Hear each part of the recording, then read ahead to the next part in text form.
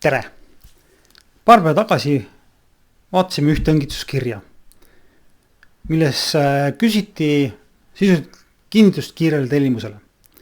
Seekord oleme võtnud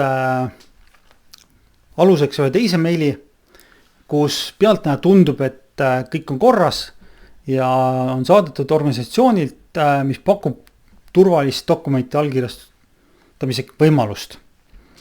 Kuid paljud õngitsuskirjad ongi just üles ehitatud tuttavatele kujundustele ja kujunditele.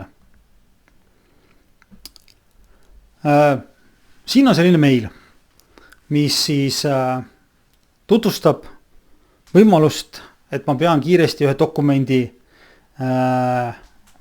vastu võtma ja allkirjastama. Kohe esimene asi, mis hakkab silma, on see, et see on oluline meeldetuletus ja see on viimane.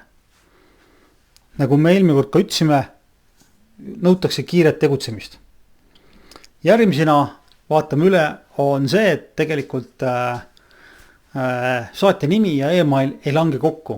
Eks see on samamoodi vihjed sellele, et midagi toimu.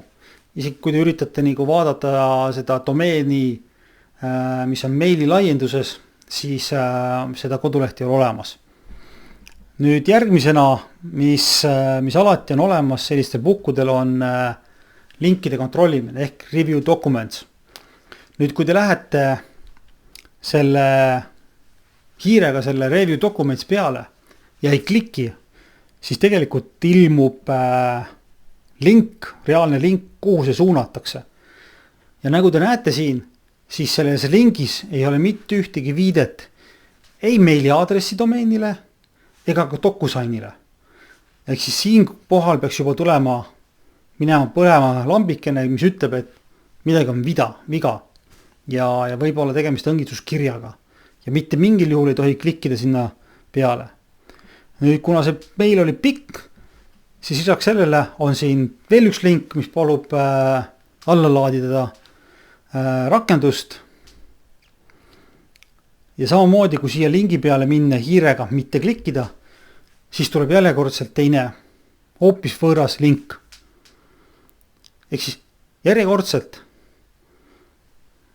saatja nime, meilikontroll, kui pealkirjas või tekstis on nõutud kiiret tegutsemist ja kui linkide aadressid ei ole õiged, siis on suure tõenäosusega tegemist õngitsuskirjaga.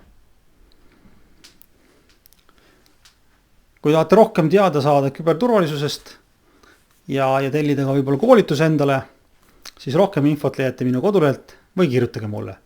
Seniks turvalist päeva!